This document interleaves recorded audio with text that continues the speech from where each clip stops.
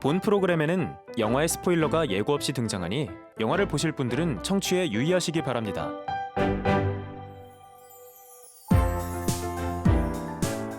영화의 고전을 새롭게 선정해봅니다.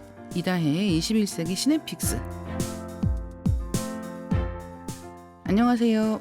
제가 올해 휴가에 트위터로 알게 된 모르는 분의 큰 도움을 받아서 페이스북, 구글, 에어비앤비 본사 내부 구경을 할 기회가 있었거든요. 네, 이건 자랑입니다.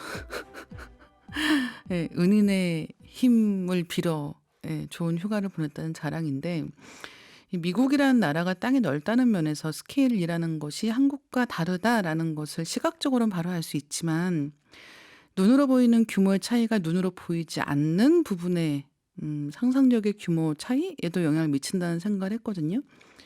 전 세계를 연결하는 네트워크를 만든다는 것도 그런 일이겠죠. 페이스북의 경우 처음 시작할 때부터 지금 같은 규모의 소셜 네트워크를 목표로 했다기보다는 그 처음은 훨씬 더 미미했다라는 거죠. 오늘 이야기할 영화는 바로 이 미미한 시작과 창대한 결말과 관련이 있습니다. 한 가지 재미있는 건 보통 우리가 만나는 많은 영웅담은 결론이 영웅이기 때문에, 결론에 큰 성공이 있기 때문에 그 아득한 옛날 이야기로 거슬러 올라가는 구성을 갖고 있거든요. 근데 현대의 성공담은 시작부터 성공하기까지가 굉장히 짧은 시간이 걸립니다. 성공담이라는 거 아마 다들 좋아하실 것 같아요. 일단 성공담을 읽고 있으면 뭔가 이 중에서 벤치마킹해서 나도 잘 될 수 있지 않을까라는 생각을 하게 되는 부분도 있고, 또 어떤 경우에는 한 개인의 성공을 뛰어넘는 무언가를 본 것 같은 기분도 있단 말이죠. 혹은 세계가 바뀌는 순간에 나도 그 일부였다라는 기분이 들기도 하고, 또 내가 그 일부가 아니었다고 해도 내가 그 과정을 목격했다라는 어떤 뿌듯함 혹은 감격 같은 게 있기도 하단 말이죠. 예전에는 그런 성공담이 전해지기까지 시간이 많이 걸렸습니다. 일단 성공을 하고 나면 보통 나이가 환갑쯤 되죠. 네, 그래서 그러면 자서전을 씁니다. 많은 경우에 이제 대필 작가를 고용을 해서 자기의 이제 인생 역정, 어떻게 보면은 내가 3살 때 우리 어머니가 어쩌고 이런 식의 이야기부터 쭉 구술을 하면서 자기 삶을 굉장히 드라마틱하게 재구성하는 게 자서전이라고도 할 수 있을 텐데, 21세기엔 그런 일이 가능하지 않습니다. 본인이 본인 이야기를 본인 관점으로 본인 입맛에 맞게 할 때까지 세상이 기다려주질 않아요. 본인이 역사를 기술하기 전에 타인들이 그 사람에 대해서 말하기 시작하는데, 그게 바로 이런 소셜 네트워크 시대의 명성과 홍보라고 생각합니다. 그 과정에서 초스피드로 큰 성공, 큰 몰락의 이야기가 생겨납니다. 오늘 이야기할 영화는 데이빗 핀처 감독의 2010년작 소셜 네트워크입니다. 영화 포스터의 문구를 인용해 볼까요? 5억 명의 온라인 친구, 전 세계 최연소 억만장자, 하버드 천재가 창조한 소셜 네트워크 혁명 느낌표, 이런 느낌인데요.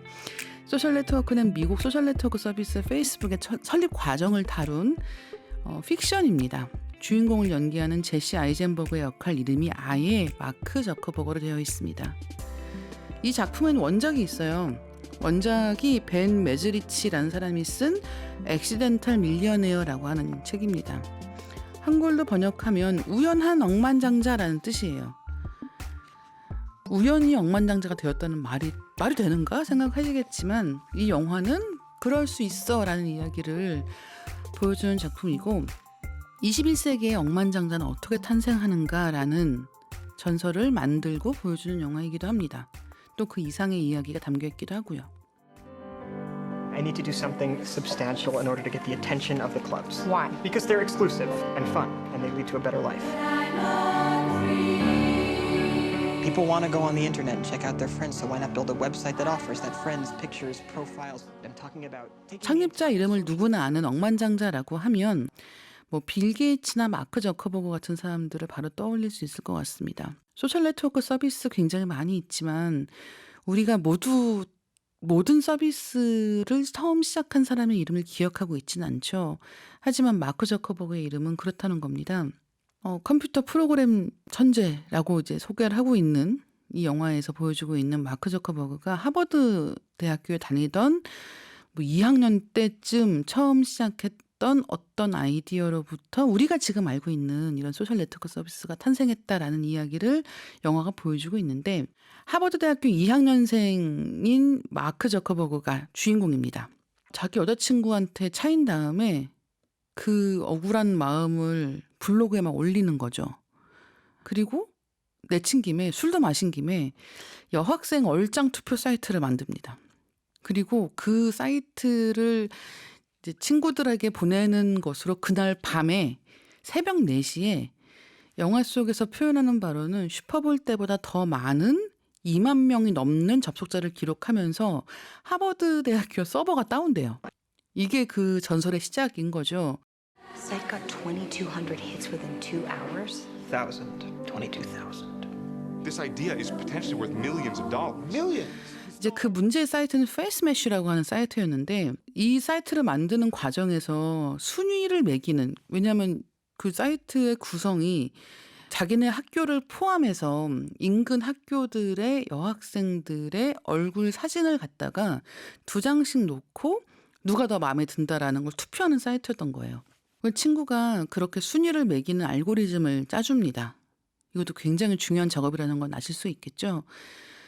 그리고 이런 새벽 2시에 사이트가 다운됐다고 그 서버가 다운됐다고 라는 식의 이야기가 돌게 되니까 그 이야기를 들은 굉장히 부유한 또 하버드 대학교에 다니고 있는 윙클버스라고 하는 가문 출신인 형제가 마크를 찾아옵니다.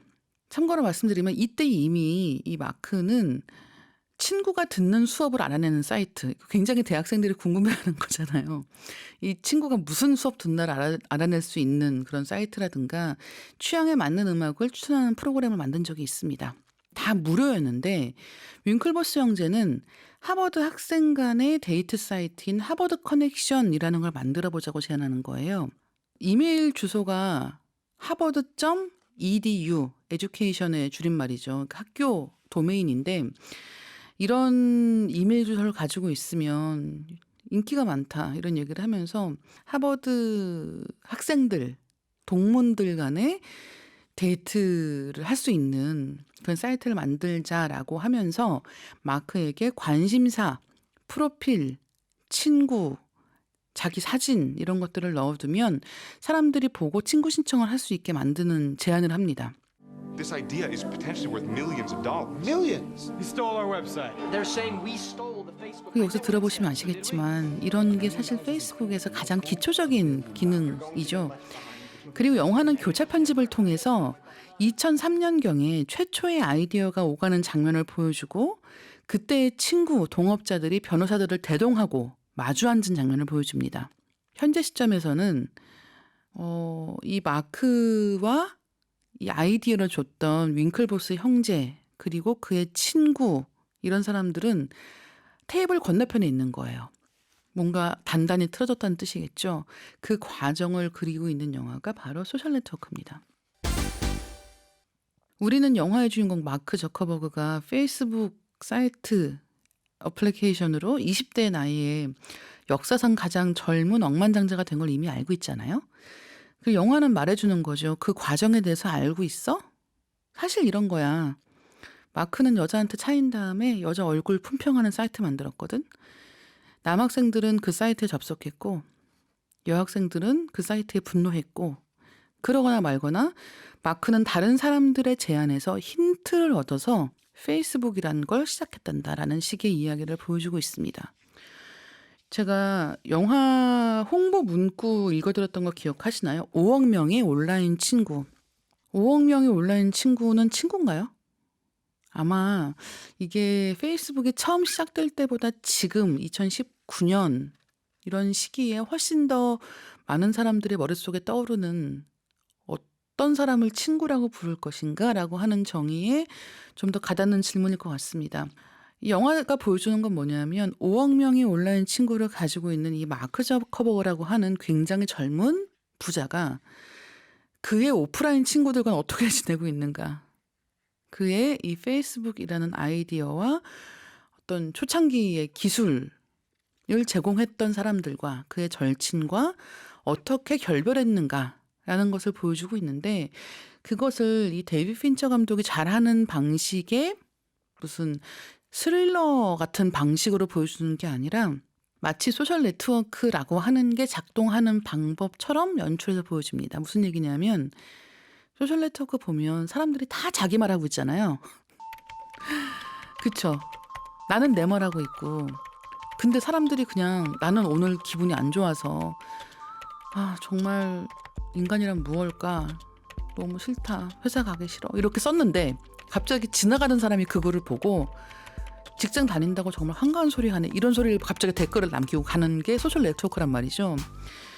각각의 이야기가 있고 각각의 목소리가 있고 그 안에서 우리가 무엇이 진실인지를 바로 알아볼 수 있는 거야. 영화 끝날 때까지 다 보고 나면 우리가 마크 저커버그가 어떤 사람인지를 잘 알 수 있을까?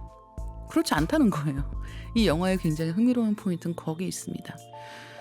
마크 저커버그와 그 주변 사람들의 관계가 어떻게 달라지는가, 그 다음에 이런 페이스북이라고 하는 소셜 네트워크 서비스가 어떤 식으로 탄생했는가라는 것을 보여주는 전설의 이면을 보여준다라는 느낌도 있습니다만 그게 다는 아니다.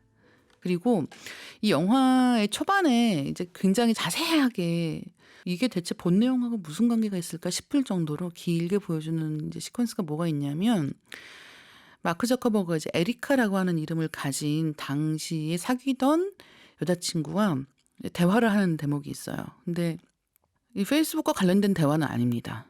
그냥 얘기를 하는데 이 대화가 오가는 쉬지 않고 둘이 말을 쏘아붙이는 식으로 말하는 걸 듣고 있으면 이 마크 저커버그라고 하는 사람이 공감 능력이 별로 없다라는 생각이 들어요.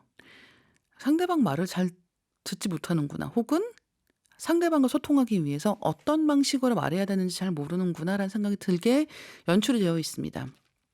근데 이제 당시에 영화 개봉한 다음에 그 마크 저커버그가 오프라 프레쇼에 나왔거든요. 근데 당시에 했던 얘기는 뭐였냐면 그 영화 속에 입고 나왔던 셔츠나 액세서리 같은 건 진짜 자기가 했던 게 맞다. 정말 정확하게 어떻게 보면 인물을 재현한 부분은 있으나 영화에서 묘사한 것처럼 그렇게 드라마틱하지 않았어 같은 이야기를 한단 말이죠. 그리고 이제 그러니까 본인은 항상 일만 했다라는 것이고, 특히나 자기가 뭐 차여서 페이스매시를 만들었다라는 설정 자체가 사실이 아니다라는 이야기를 하기도 했습니다. 그러니까 이 소셜 네트워크라는 영화는 어디까지나 픽션이 가지고 있는 어느 정도의 또 가상의 이야기를 담고도 있지만, 또 한 가지는 본인이 아니라고 해서 정말 아닌가라는 생각이 들기도 한단 말이죠. 왜냐하면 어떤 사건에 얽힌 진실이라고 하는 건 그 당사자인 모든 사람들의 의견을 다 모은다고 해서 정확한 기억이 탄생하지 않는다는 게 맹점이라는 거예요. 그리고 그 과정에서 이 마크 저커버그라고 하는 어떻게 보면 굉장히 내성적이고 조용하고 차분하고 그냥 자기 일 하는 거 좋아하고 자기 아이디어를 기술로 만들어내는 그런 자기가 코딩을 해가는 사람의 어떤 독특한 세계관 같은 것을 굳이 자세하게 설명하고 풀어서 이해시키는 대신에 그냥 보여주는 데 있다라는 것이고, 그 과정에서 소셜 네트워크라고 하는 이 서비스의 이름, 오프라인이 아니라 온라인에서 사람들과 친교를 갖는 이런 방식이 맨 처음에 어떻게 생각되었을까라고 하는 것을 영화 속의 파티 장면들을 통해서 또 보여주는 것도 있어요. 영화 속에 등장하는 파티 장면은 일단 뭐 하버드생들 간의 파티 같은 경우 뭐 계층과 계열을 나눈다든가, 또 어떤 면에서는 그냥 맥주 하나씩 들고 친구들끼리 모여서 컴퓨터 앞에 앉아서 그냥 웃기는 거 재밌는 거 있는 것 같으면 모여서 낄낄거리면서 보는 거, 이제 이런 장면들이 등장을 합니다만 요즘에 이런 것을 온라인 상에서만 하진 않죠. 온라인이 아닌 곳에서도 사람들은 만나고 우정을 나누고 어떤 경우에는 오프라인으로 만난 것보다 훨씬 더 진짜 같은 진짜인 관계를 맺기도 합니다. 그리고 이 모든 것을 마크 저커버가 예측한 건 아니라는 거예요. 영화를 보다 보면 그런 데까지 생각이 미치면서 굉장히 흥미롭다는 생각이 듭니다. 이 소셜 네트워크라는 영화를 마크 저커버그라는 한 개인의 한 억만장자의 탄생기로만 보면 그냥 약간 심심한데 좀 더 드라마틱한 구성이 필요하지 않나 생각하실 수 있어요. 근데 이 영화에서 굉장히 재밌는 건 이게 기본적으로 법정 영화의 구성을 갖고 있다는 거예요.